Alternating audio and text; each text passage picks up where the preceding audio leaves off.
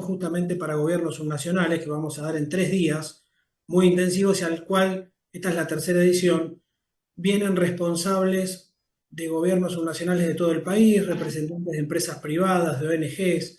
La idea es compartir cuáles son las últimas tendencias e incluso medidas prácticas en la formulación de estrategias de inserción internacional para los gobiernos subnacionales.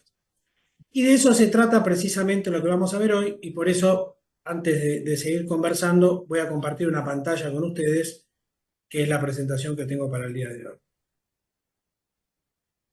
Ahí comparto. Guillermo, por favor, decime Perfecto, si está se ve bien bien. compartida. La voy a poner en pantalla completa y creo que ahí estamos bien, ¿no?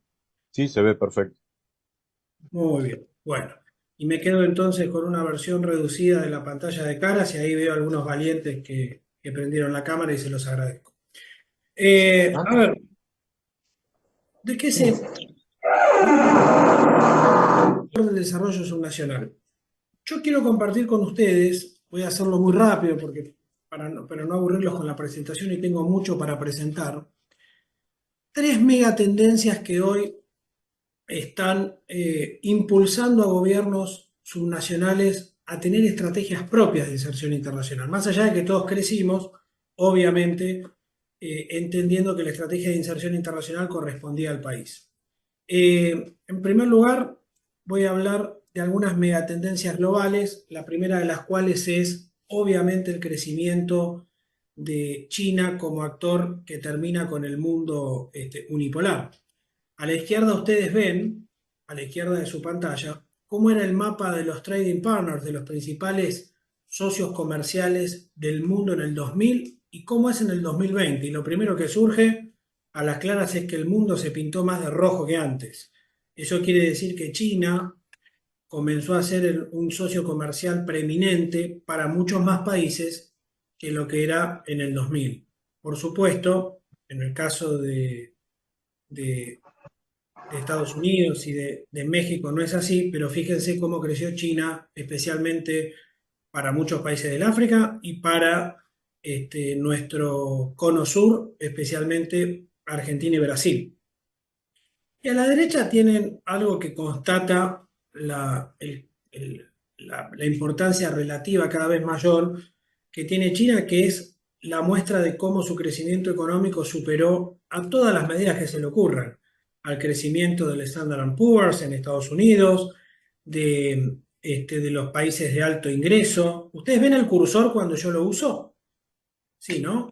Perfecto. Entonces, países de alto ingreso, al propio crecimiento, por supuesto, de los Estados Unidos, al crecimiento de la zona europea. De ahí que dio en llamarse, ustedes se acuerdan, el concepto de tasas chinas de crecimiento, ese crecimiento del 10-12% que superaba por 3 o por 4 al crecimiento más normal que se daba en otros países. Bueno, ya voy a volver a China y su relación con gobiernos subnacionales, pero guardémonos en la cabeza este tema que ustedes ya conocían y que de esta forma constatamos.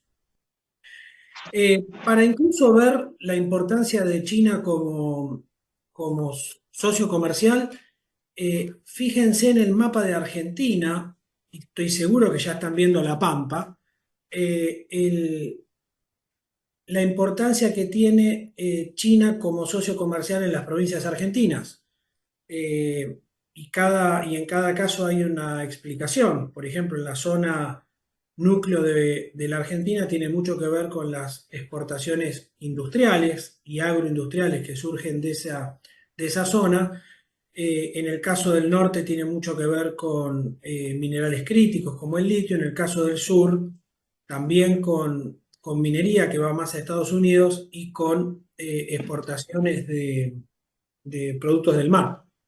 Pero fíjense cómo incluso en el territorio argentino está bastante distribuido en términos de la presencia preferencial. China, Brasil, Estados Unidos ocupa un lugar preponderante. Eh, y, y a la izquierda, una medida, si ustedes quieren, un poco más de percepción de la influencia china en la economía, las respuestas a la pregunta sobre cuánta eh, influencia económica tiene China sobre las economías. Ven que en todo el mundo la influencia ha crecido muchísimo. Una cosa que quiero señalar para los próximos 30 minutos o lo que dure mi presentación, encantado que pregunten algo mientras hablo, interrumpan, lo más cómodo es que levanten la manito para no pisarnos, pero si hay algo que no se entiende, encantado de que ustedes sean parte de mi presentación también.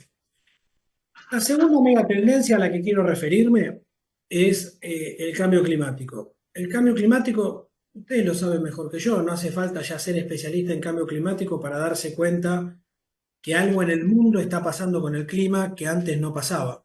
Y eso está alineando agendas de distinto tipo, la agenda de financiamiento de los bancos multilaterales que cada vez más encuentran en los subnacionales el destino del financiamiento porque es ahí donde las soluciones eventuales para el cambio climático ocurren.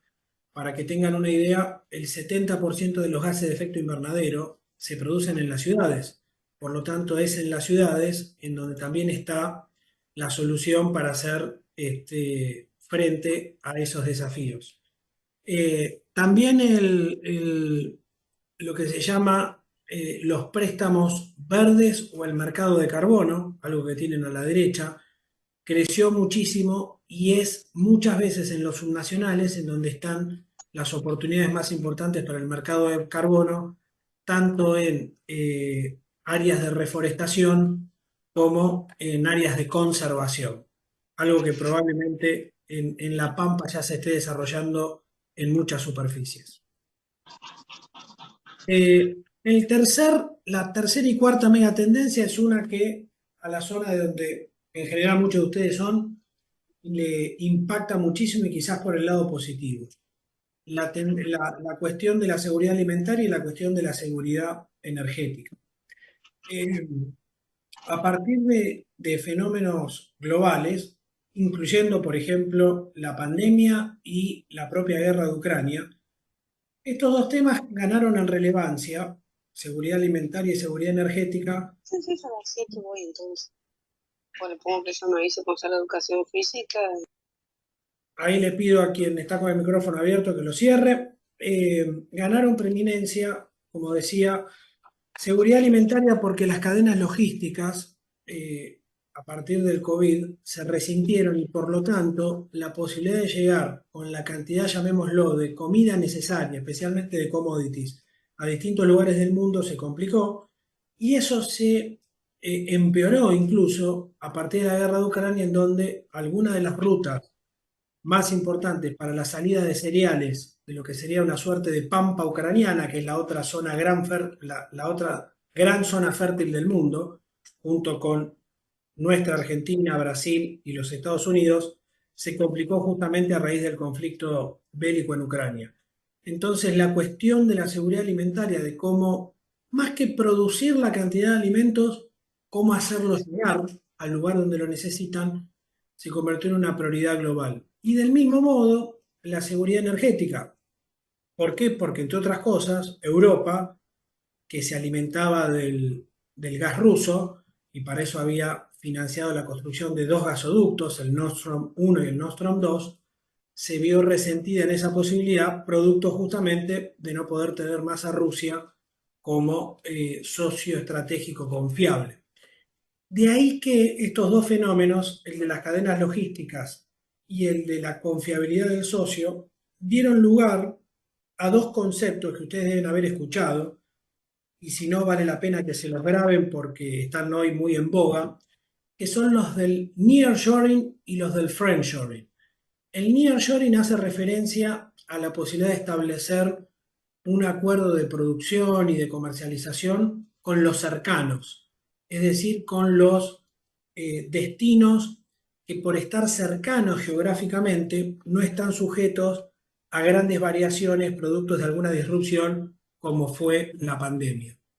Y el friendshoring está asociado a la posibilidad de establecer acuerdos con los amigos, es decir, con esos que en los tiempos difíciles, llamémoslo así.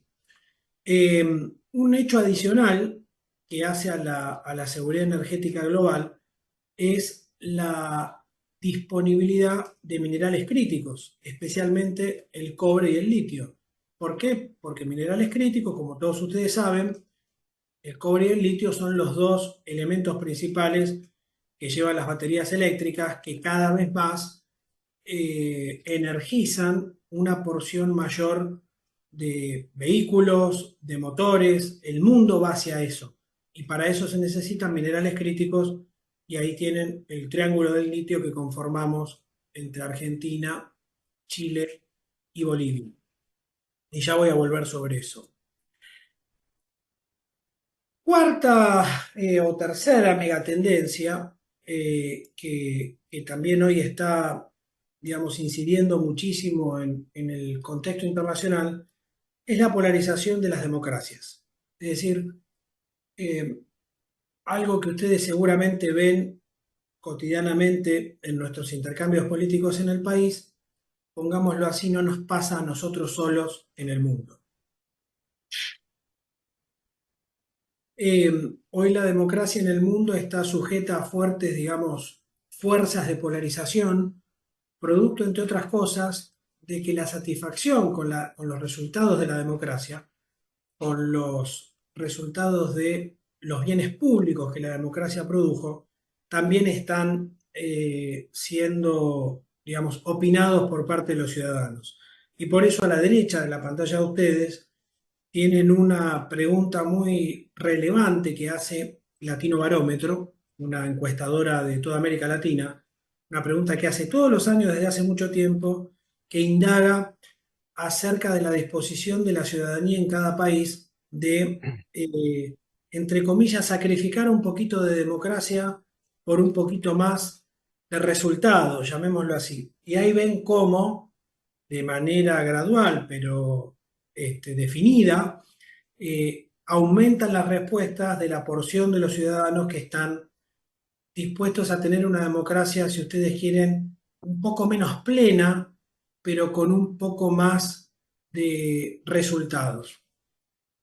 Y hay otros índices para ver también, quizás el que más nos puede llamar la atención es este que están viendo a la derecha, a la derecha superior de su pantalla, el barómetro de Edelman de confianza, que muestra algunos países muy polarizados en un gráfico de 2 dimensiones, y muestra a la Argentina probablemente como el más polarizado de todos. Esto probablemente también esté influido porque este índice tomó la medición en el 23 y obviamente nosotros en el 23 estábamos especialmente polarizados producto de las elecciones, pero no deja de llamar la atención el alto nivel de polarización que hay en la Argentina. ¿Hasta acá vamos bien, Guillermo? Perfecto, Fernando. Gracias. Entonces, ahora déjenme, permítanme compartir con ustedes una suerte de paradoja, digamos, ¿no? Todas estas macrotendencias que conté, en algunos casos nos generan, digamos, inquietud, alguna preocupación por el estado del mundo. Eh, Significan en muchos casos para la Argentina y especialmente para distintas partes del territorio nacional, yo les diría, fíjense lo brutal que voy a hacer, una oportunidad. Y bueno, ¿por qué? Porque Argentina tiene, por suerte de manera muy federalmente distribuida, muchos de los recursos o condiciones que el mundo hoy está demandando y que son más escasos que lo que era hace un tiempo. Primero, una condición, digamos, transversal a toda la Argentina, yo diría casi a toda la región latinoamericana, pero más especialmente sudamericana, que parece algo, si ustedes quieren, como dicen en inglés, for granted, que nosotros tomamos como dado, pero que les aseguro que Fernando, si estos días, perdón, Guillermo. esa última frase se perdió. No, bueno, en inglés se le llama a las cosas que damos por dadas, que damos por sentadas, se les dice for granted. Eh, y la verdad que ser una zona de paz hoy en el mundo es un atributo muy valorado. Yo hace poco estuve en Alemania y los diálogos que uno escucha entre los alemanes sobre la posibilidad inminente de que quizás haya guerra cerca, porque de hecho ya lo hay, pero que esa guerra, digamos, traspase algunas fronteras todavía más cercanas, como por ejemplo Polonia, son realmente significativos. Entonces, que la Argentina, Latinoamérica sea una región de paz es realmente una condición muy favorable. Hablamos de crisis energética y de seguridad alimentaria global. No tengo a este distinguido grupo de colegas con los cuales estamos compartiendo la conversación que explicarles la potencialidad que tiene Argentina en ese tema. Y si hablamos de transición energética o de transformación verde, somos la segunda reserva de litio más importante del mundo por ahora. Es verdad que ahora se está descubriendo y muy probablemente vayan a surgir otros yacimientos de litio en los Estados Unidos. El primero y el más grande está en China. Tenemos de este lado de la cordillera una cantidad enorme de cobre que del otro lado de la cordillera, del lado de Chile, explotan 40 veces más grandes que nosotros. Y de la misma manera podríamos referirnos a otros temas que suponen condiciones realmente muy propicias para la inserción global de la Argentina a partir de distintos territorios o regiones que tiene la Argentina. Territorios o regiones que acá están, si ustedes quieren, mejor explotados, explicados, perdón. En alimentos y agroindustria, todos esos top tens que tenemos y que ustedes conocen. En minería, ahí tienen graficado una gran distribución federal de recursos mineros. En energía, fíjense cómo digamos, la posibilidad de extraer de forma convencional y no convencional petróleo y gas está también especialmente distribuida. Entonces, de alguna forma lo que voy adelantando con esto que les estoy mostrando es que uno habla de las oportunidades de inserción internacional para la Argentina, pero en realidad se trata de oportunidades de inserción internacional específicas para cada porción del territorio argentino según aquello que tiene para asociarse con el mundo, lo cual es una muy buena noticia. E incluso, porque siempre que muestro el primer gráfico, uno puede, digamos, recibir la señalización de que uno primariza las posibilidades de inserción internacional de la Argentina. Fíjense en el gráfico de la izquierda, donde dice industrias competitivas, la cantidad de polos, digamos, tecnológicos o de industrias basadas en el conocimiento que están repartidos por la Argentina. Argentina que, mirada en su conjunto, definitivamente tiene una enorme potencialidad en capital humano e industrias basadas en el conocimiento, como lo demuestran el hecho de que, aún controlando por inflación, también controlando por inflación, controlando por población, tengamos una de las mayores producciones de unicornios de toda la región. Y por supuesto, a la derecha, todo el potencial que tenemos en turismo, producto de nuestras bellezas naturales, pero también de nuevas modalidades de turismo a las que me voy a referir en unos minutos, que tienen que ver con el turismo eventual que busca calidad de vida y no solamente un paseo circunstancial por un destino. Entonces, la tercera, digamos, ahí se coló un concepto de una materia que doy yo, del PMP, del Policy Making Process, cómo incorporar todas estas tendencias al Policy Making Process. Bueno, para eso también primero tenemos que reflexionar sobre el hecho de que la Argentina es un país todavía realmente muy cerrado, muy cerrado. Lo atestiguan el bajo potencial, baja proporción de exportaciones sobre nuestro PIB. Compárenlo, por ejemplo, con Chile, Uruguay, España. El bajo porción de acuerdos comerciales que tenemos con países del mundo. Fíjense, nosotros tenemos acuerdos comerciales con el 10% de los destinos del mundo, mientras que Chile tiene con el 88% y México con el 60%. Somos un país muy cerrado todavía a la inversión extranjera directa. Tenemos una cuarta parte de lo que tiene Brasil, Chile, un tercio de lo que tiene Brasil y un poquito más del 20% de lo que tiene Uruguay. Y todavía estamos recuperándonos de algo que la pandemia nos impactó muchísimo, que es nuestra conectividad aérea internacional.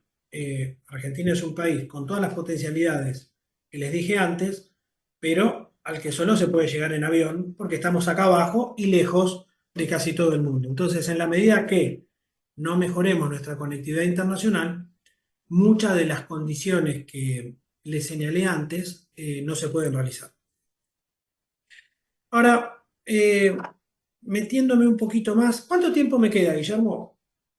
Lo que vos necesites, Fernando. Habíamos dicho 40 minutos, pero el ¿Y aula cuánto la llevo? tenemos y estamos en 25. Vamos Bueno, bien. bárbaro, bárbaro, bárbaro. Mientras tanto me tomo un mate para Bien. respirar también De y... paso, de paso te cuento, así te hacemos una pausa. Dale, Los estudiantes, bueno, en este encuentro virtual tenemos estudiantes de muchas carreras de grado de la Universidad Nacional de La Pampa, pero particularmente los casi 90 que tenemos en Derecho Comercial ya han, obviamente presencialmente, estudiado todo lo que son procesos de cooperación y de integración económica. Esto viene muy bien a cuento en cuanto a las posibilidades de inserción internacional de la República Argentina. También estudian ellos todo lo que es las plataformas de zonas francas. En eso ah, trabajan hemos tenido la posibilidad de escucharlo a Lisandro Ganusa, hablar sobre el tema zonas francas incluso a nivel mundial. Y también, que seguramente lo vas a mencionar, la posibilidad de ingreso de la Argentina a la OCDE.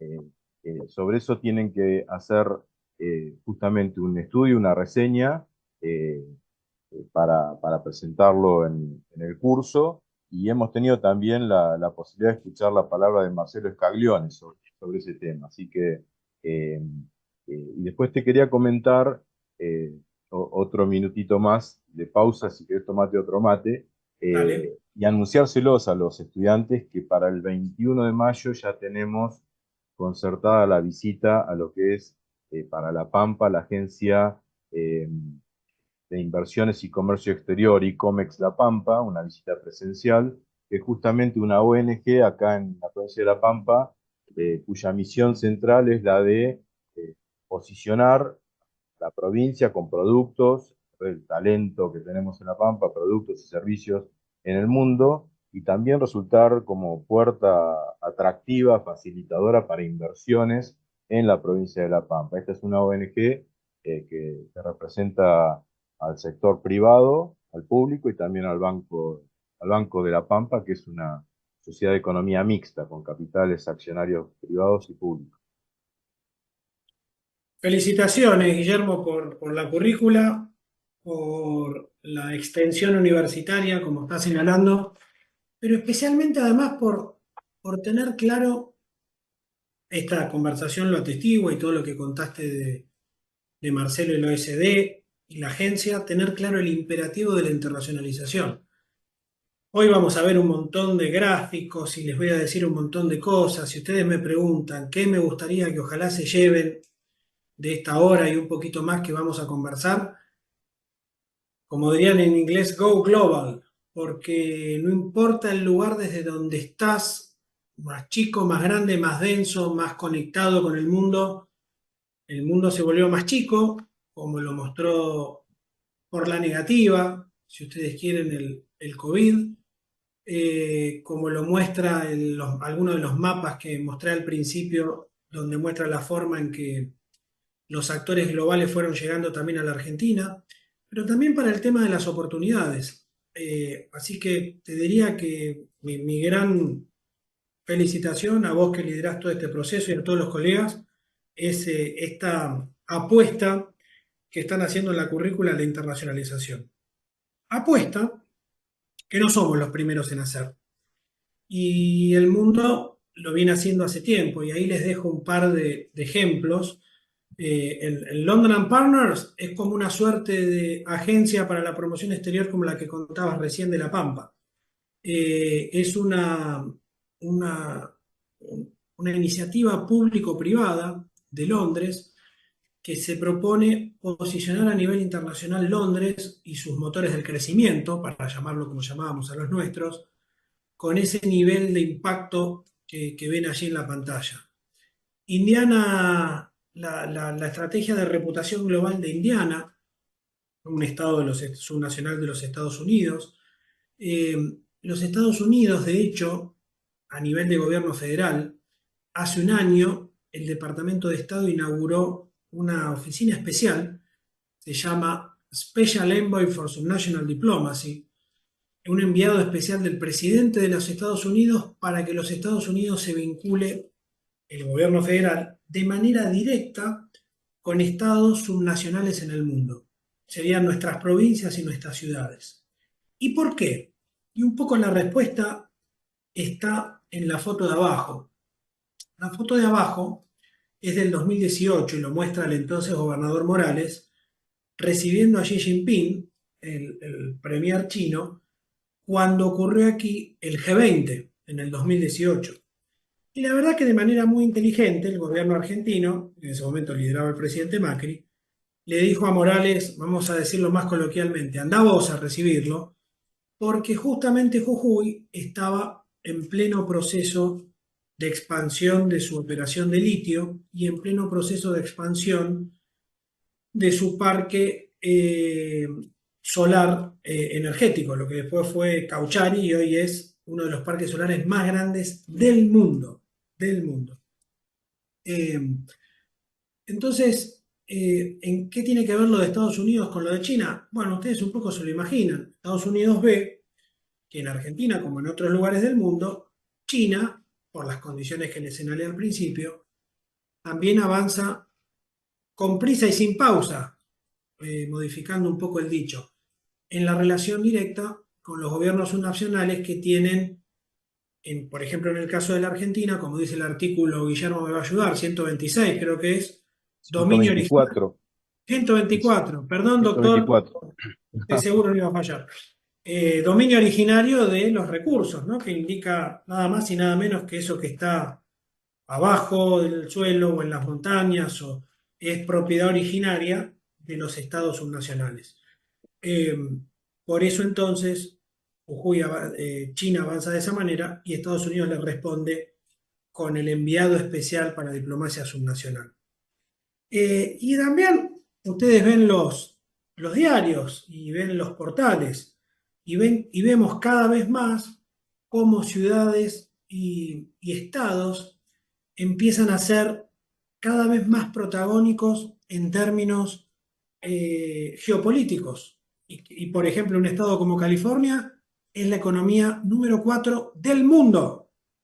Lo repito, el estado de California, economía número 4 del mundo. Y ven a las ciudades, por ejemplo, o las regiones en España compitiendo por la atracción de visitantes, de inversiones.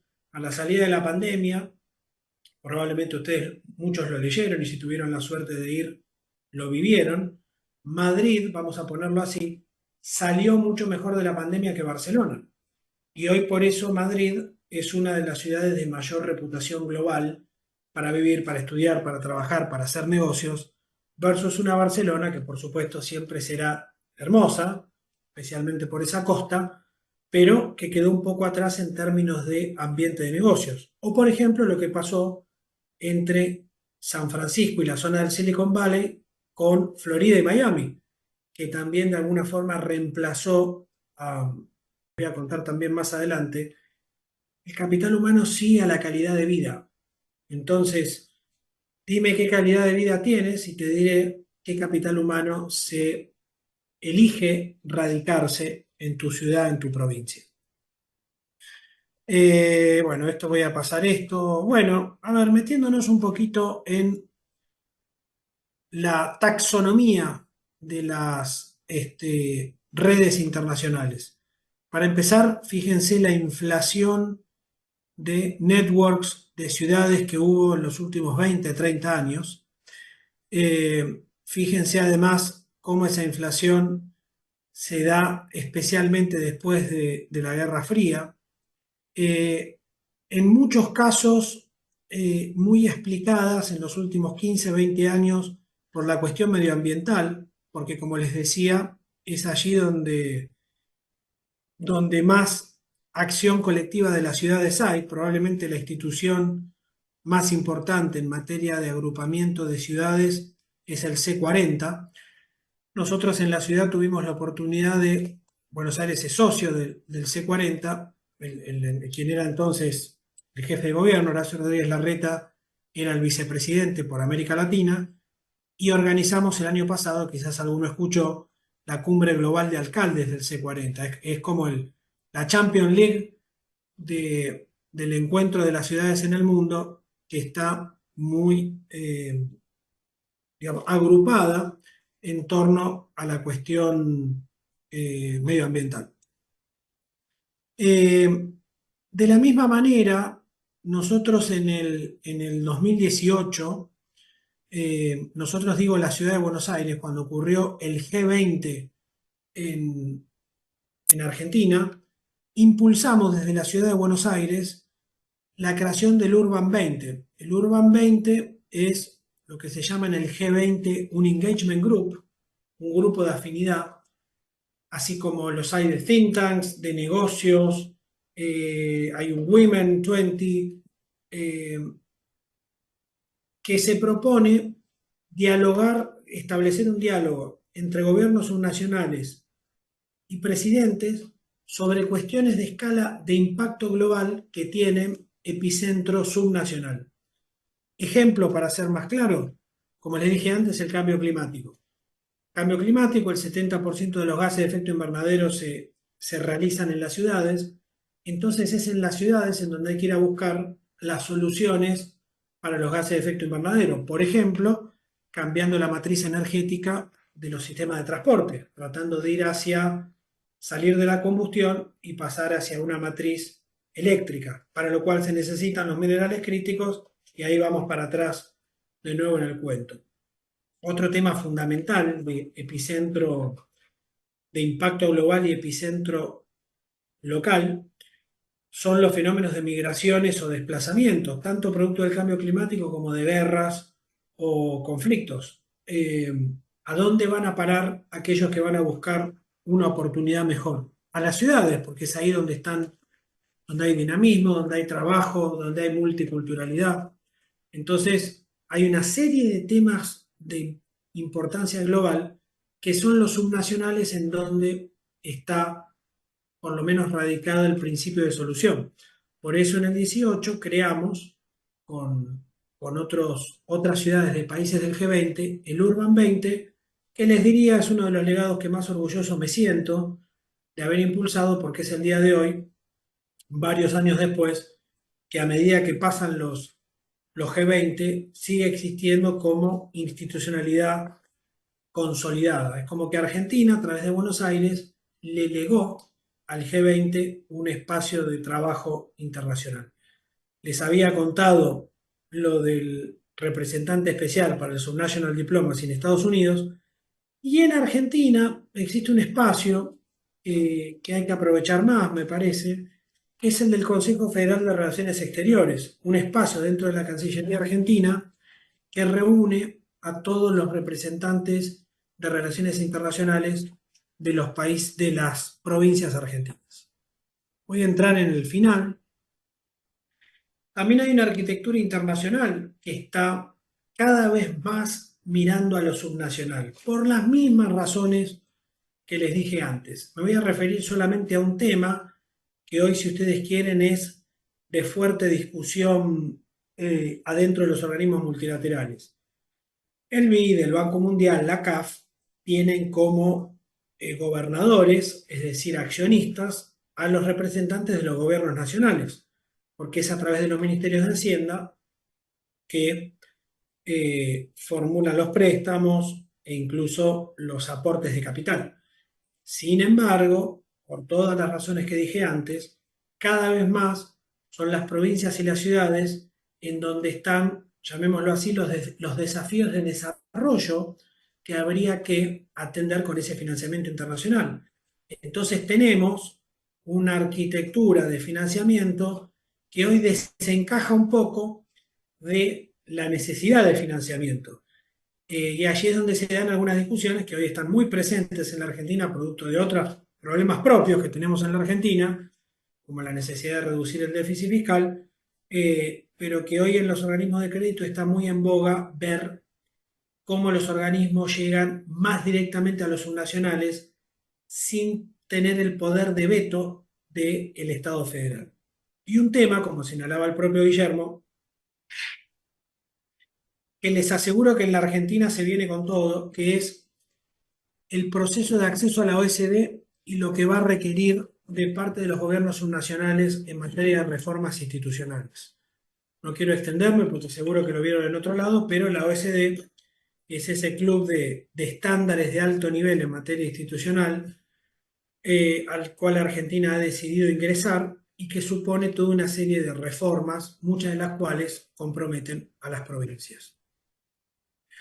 Eh, bueno, voy a tratar de ir más rápido. Hablé de cooperación y hablé del C40, del Urban 20, pero también, ustedes lo saben, también hay competencia entre ciudades, provincias y distintas locaciones subnacionales.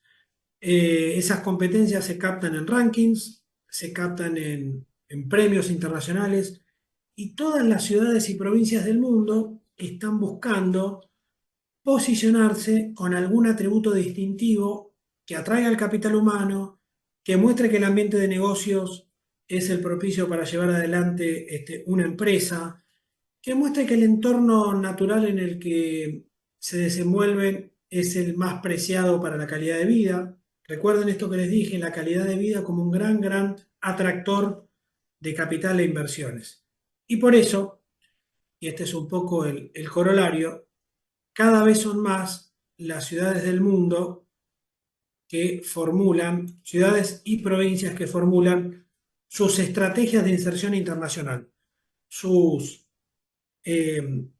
vehículos, iniciativas, formas de entrar al contexto internacional a partir de una identidad, de recursos distintivos, de capacidades público-privadas, como decía Guillermo para la Agencia de la Pampa.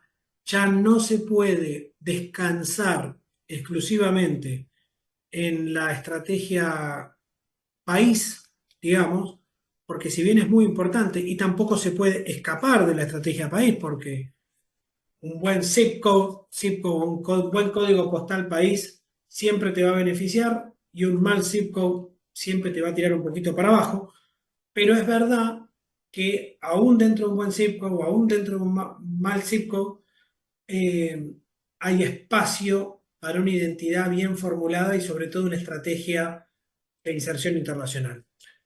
Volviendo un poco al principio del círculo, a eso se dedica el Centro de Estrategias Internacionales que yo dirijo en la Universidad Austral y de eso se trata el programa que dentro de un par de semanas vamos a iniciar. Con esto, si a vos te parece, Guillermo, termino. Voy a dejar de compartir para poder vernos más las caras, sobre todo lo que quieran. Muchas gracias. Bien, gracias Fernando. Mientras preparan, veo que allá hay una en el chat, mientras preparan sus preguntas para Fernando, te quería comentar que en esto del acompañamiento de las cancillerías, como hace el US Department of State y la Cancillería Argentina en cuanto a la red federal, los directivos de la agencia La Pampa de Inversiones y Comercio Exterior precisamente son las personas, el director ejecutivo y la gerenta de Comercio Exterior, quienes participan activamente de sus encuentros en Argentina, guiados y acompañados por la Cancillería Argentina. Y preguntarte qué opinión te merece, porque por lo que leemos de las redes de contactos en Cancillería y demás, este jueves justamente Argentina, después de haber pasado por China, estaría en París, que es la sede de la OCDE, recibiendo lo que sería la hoja de ruta para la adhesión formal de la incorporación de la República Argentina a este club de 38 países de la OCDE. ¿Qué opinión te merece eso a partir de tu experiencia en el gobierno subnacional de la Ciudad de Buenos Aires? Porque creo que han avanzado mucho en eso que vos decís de los estándares internacionales en políticas públicas y buenas prácticas, como para saber qué nos queda a las provincias en este proceso que seguramente va a durar años, que seguramente se va a tomar como una política de Estado, ¿no es cierto? Así es, Guillermo, es muy auspicioso lo que va a pasar esta semana cuando Argentina, en la persona de la canciller Mondino, vaya a la OECD e inicie lo que se llama el proceso de, ahí le dicen de accesión, nosotros diríamos de acceso. Va a tardar muchos años, como vos decís, a Chile le llevó 6 años, a Costa Rica otro tanto, a Colombia 9. México fue el único de América Latina, es el cuarto país que está en la OECD de América Latina, que lo hizo muy rápido porque en realidad lo que hizo fue negociarlo como una condición para firmar el Tratado de Libre Comercio con los Estados Unidos. Pero de alguna manera, como en otras tantas cosas de la vida, en el trayecto de acceso debería estar, están los incentivos correctos. ¿Por qué? Porque para acceder hay que pasar 27 comités sobre distintos temas, por ejemplo, política regulatoria de negocios, estadísticas nacionales, incluso algunas cuestiones vinculadas a calidad institucional democrática, como elecciones bien controladas. Debo decir también, para no sesgarnos hacia una mirada muy pesimista, que en muchos ámbitos Argentina está muy avanzada y seguramente va a pasar esos comités de manera muy satisfactoria. En estadísticas nacionales, por ejemplo, si bien tuvimos nuestro episodio de opacidad, si quieren, hace algunos años con el INDEC y demás, el INDEC en general es una institución muy bien reputada, con mucha tradición histórica, que no debería tener problemas en cumplir con esos estándares. De la misma forma nuestras elecciones. Yo entiendo que en cada elección se renueva la sospecha a veces sobre si las elecciones están bien controladas o no, pero nuestro sistema electoral es realmente muy fiable y nuestras autoridades electorales también. Después tenemos otros temas en donde regulaciones de mercado, en donde seguramente vamos a tener que recorrer un camino más largo. Muchos de los temas a los cuales me refiero tienen asiento en las provincias. La calidad de nuestro sistema de salud, de educación, son las provincias las responsables de llevar eso. Estadísticas educativas. Por ejemplo, les doy un ejemplo para que ustedes digan, che, ¿qué es esto de la OCDE? Levante la mano de los que tienen la computadora prendida, quienes escucharon hablar de las pruebas PISA en materia de educación alguna vez. Ahí Martín y Belén, perfecto. Bueno, las pruebas PISA, que son estas pruebas que se realizan cada 2 años, que miden capacidad de aprendizaje de los sistemas y contra las cuales nos medimos siempre, son las pruebas de educación de la OECD, de la OCDE. Y en realidad la Argentina las realiza por una suerte de voluntad propia, pero no por obligación de nadie, porque todavía no estamos en la OECD, pero en algún momento un ministro, creo que fue Esteban Bullrich, estableció que Argentina iba a medirse en la prueba PISA. Bueno, la prueba PISA, a partir de que entremos a la OCDE, la van a tener que realizar no solo el país, digamos, promediando los resultados de todas las provincias, sino justamente cada provincia. Hoy las únicas dos provincias que realizan sus propias mediciones de pruebas PISA, o tres, si no me equivoco, son Ciudad de Buenos Aires, Mendoza y Córdoba. Perdón si me estoy equivocando, olvidando alguna, pero a partir de que entremos en la OCDE lo van a tener que hacer todas. Entonces, Guillermo, ahí tenés una muestra de varias cosas que vamos a tener que llevar adelante, por suerte, en sociedad con las provincias argentinas. Bien, quería comentarte que tenemos más de 60 estudiantes conectados. En general este curso lo toman presencialmente, obviamente, muchos estudiantes, la mayoría son de la región, toda la provincia de La Pampa, de todos sus pueblos, y del oeste de provincia de Buenos Aires. Tenemos un entrerriano también Ah, en el muy bien. Mi curso. esposa es de Gualeguaychú, así que soy casi de esa Muy zona. bien. Acá hay una pregunta de Abril Maldonado. ¿Cuáles son las principales razones por las que Argentina es un país tan cerrado?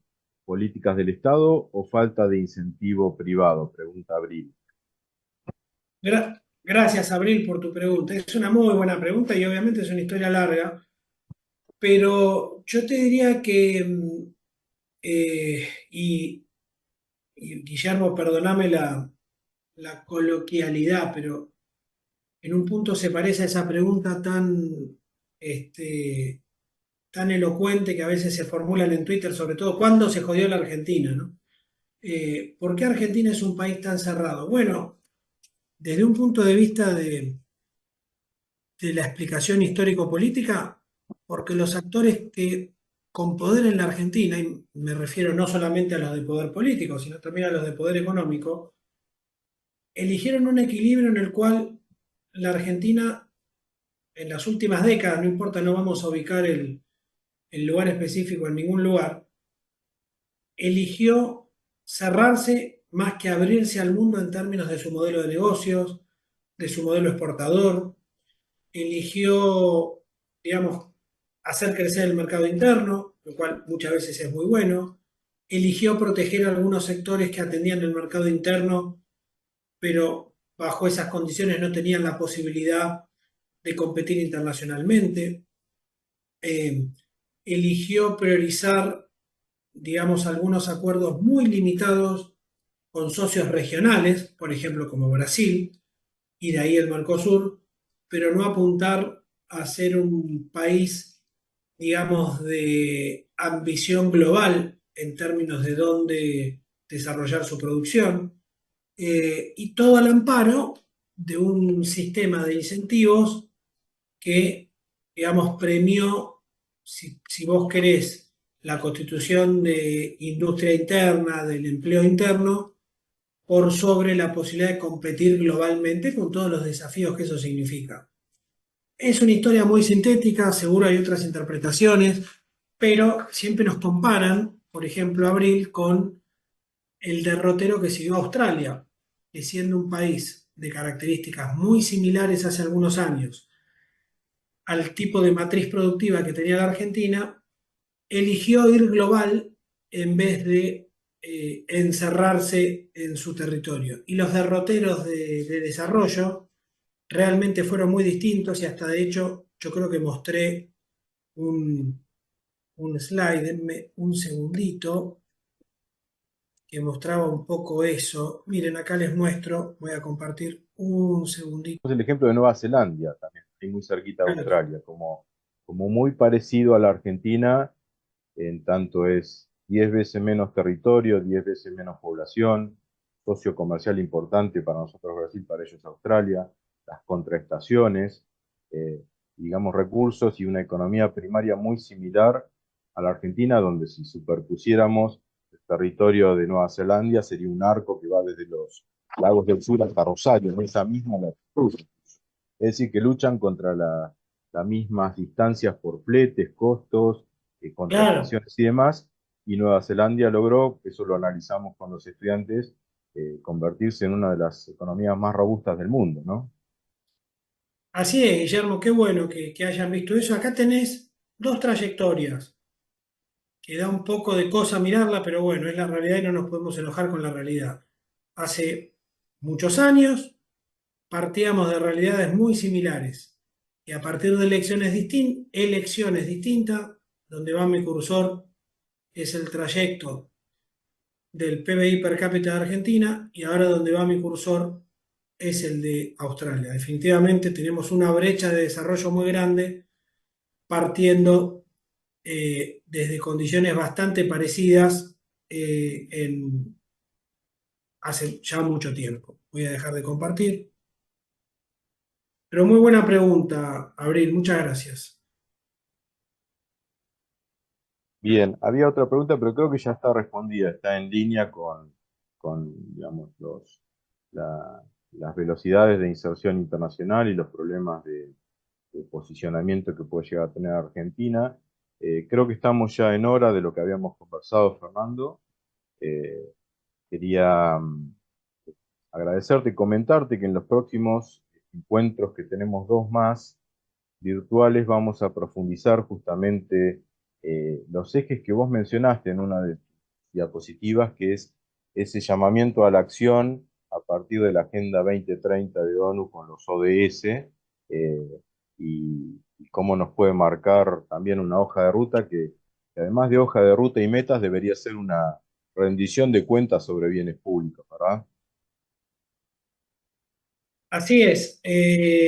Lo bueno de la Agenda 2030, de los 16 objetivos, es que nos da una hoja de ruta contra la cual después además medirnos en un benchmarking contra otros territorios, que por supuesto tiene pesos relativos distintos en cada país, en cada provincia, pero en la medida que puedan, a los colegas alumnos, a los colegas profesores, tratemos todo el tiempo de incorporar mediciones internacionales, porque así también es como nos perciben.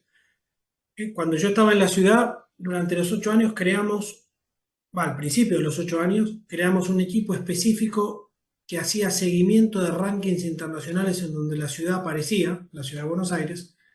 Algunos nos gustaban más, otros nos gustaban menos, pero en vez de enojarnos con el mensajero, nos dimos una acción muy decidida para mejorar en todas las variables que podíamos controlar, algunas no, y mejorar en esos rankings. Y a partir de eso, tener una estrategia de inserción que muestre una ciudad integrada al mundo en los temas que el mundo mira.